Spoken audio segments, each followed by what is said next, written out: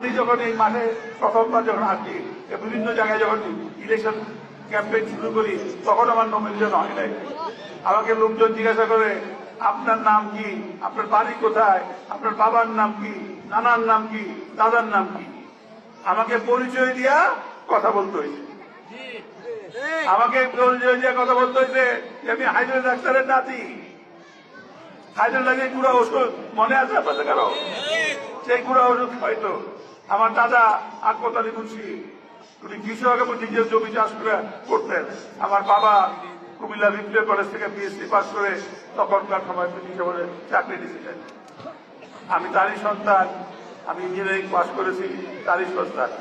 এই আমার পরিচয়। আপনারা যদি এই পরিচয় খুশি হয়ে যদি আমাকে ভোট দেন, তাহলে ভোট দিবেন। তারপরে কি হলো তখন ইতিহাস।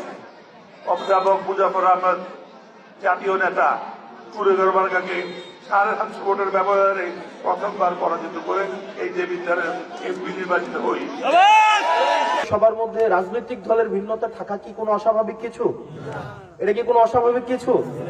আপনি একটা রাজনৈতিক দলে বিশ্বাস করতে পারেন, আমি একটা রাজনৈতিক দলে বিশ্বাস করতে পারি, পারে কিনা? এটা কি কোনো অস্বাভাবিক কিছু? এই রাজনৈতিক ভিন্নতা থাকলেও আমাদের প্রতিবেশীর হকটা আমাকে পালন করতে হবে। বোঝা গেছে? আমি এই কারণে আপনার কাছে এই বিষয়টা বললাম। ধরেন আপনি একটা রাজনৈতিক দলে বিশ্বাস করেন, আমি একটা করি, কিন্তু এটা যেন আমাদের প্রতিবেশী সম্পর্কের মধ্যে কখনোই বাধা হয়ে না দাঁড়ায়। এটা নিয়ে কখনো ঝগড়াঝাটি করা যাবে না। আমি আপনাদেরকে, আপনারা আমাদের গ্রামের মানুষ, আপনারা আমার উপজেলার মানুষ, আমার এলাকার মানুষ, আমি আপনাদেরকে সতর্ক করে দিতে আসছি। অর্থাৎ এই যে সামনে যত যাবে, দেখা যাবে আপনাদেরকে উস্কানি দিতে পারে, আপনাদেরকে বিভিন্ন ভাবে ঝগড়া লাগাইতে পারে। ধরেন নেতারা কিন্তু ঢাকায় গিয়ে ভালো সম্পর্ক থাকবে, আত্মীয়তা করবে, বিয়ে শাদীতে যাবে, ওই বিয়েতে কর্মীরা দাওয়াতও পায় না। নেতার বিয়ের মেয়ের বিয়েতে, ছেলের বিয়েতে কর্মীরা দাওয়াতও পায় না। নেতার বিয়েতেও আরেক দলের নেতাই দাওয়াত পায়। এটা কিন্তু বাস্তবতা। কিন্তু দেখা যায় এলাকার মধ্যে কর্মীরা মারামারি লাগে, মুখ দেখা দেখি বন্ধ হয়ে যায় না? আমি আপনাদের কাছে আল্লাহর দোহাই লাগে, আপনারা এই কাজটা করেন না। আপনারা সমাজে শান্তিপূর্ণভাবে সমৃদ্ধির সাথে প্রতিবেশীর হকের সাথে আপনারা থাকেন। আপনাদের রাজনৈতিক মতাদর্শ যদি ভিন্ন হয়, সেটা কোনো সমস্যা না, এবং সেটা সমস্যা হওয়া উচিত না। কেউ বিএনপি করতে পারে, কেউ জামাত করতে পারে, অন্য রাজনৈতিক দল করতে পারে, বিশ্বাসের জায়গাটা আলাদা। কিন্তু আমাদের মধ্যে যেন সম্পর্কের কখনোই অবনতি না হয়।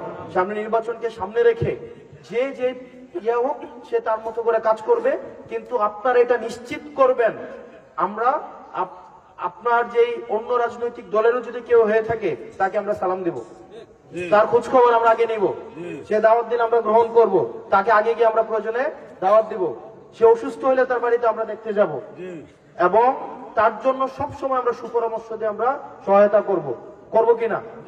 আমাদের মধ্যে সম্প্রীতি থাকবে কিনা? ভাই, নির্বাচন জিতলো ফেব্রুয়ারি, হারলো ফেব্রুয়ারি, এরপরে তো এই সমাজে আমাদেরকে থাকতে হবে না? আমাদের সমাজে থাকতে হবে কিনা, নাকি থাকতে হবে না? তো নির্বাচনকে সামনে রেখে আপনি আমারে গালাগালি করে, আমি আপনাকে গালাগালি করে, আপনার সাথে আমার মুখ দেখা দেখি বন্ধ করে কোনো লাভ আছে বলেন? আমরা নির্বাচনের পরেও যেন সবাই একসাথে আমরা থাকতে পারি, নাকি নির্বাচনের পরে আমরা যারা 500 ভোটও পাবো না, আমাদেরকে উপজেলা থেকে বের করে দেবে? এরকম কি কোনো আছে? রাসূল সাল্লাল্লাহু আলাইহি ওয়াসাল্লাম মাত্র 313 জন নিয়ে কি শুধু টেকটিক্স, হিকমত উনি ইতিমধ্যে বর্ণনা করেছেন। হিকমত এবং ধৈর্য রাসূল কোরআনে আছে না? সূরা বাকারার মধ্যে যে আল্লাহ আপনাকে পরীক্ষা করবে। কি দিয়ে পরীক্ষা করবে? আল্লাহ পরীক্ষা করবে সন্তানের ক্ষতি দিয়ে পরীক্ষা করবে, ফসলের ক্ষতি দিয়ে আল্লাহ আপনাকে পরীক্ষা করবে, আপনাকে এই রিজিকের সংকীর্ণতা দিয়ে আপনাকে পরীক্ষা করবে। কিন্তু এই পরীক্ষার জয়ী হওয়ার আল্লাহ সমাধানও দিয়ে দিচ্ছে। এরপরের আয়াতে সমাধান দিছি কি? এই পরীক্ষায় জয়ী হওয়ার জন্য 2টা সমাধান আছে, একটা হচ্ছে ধৈর্য, আর একটা হচ্ছে কি সালাত। ধৈর্য এবং সালাতের মধ্যে দিয়ে আপনি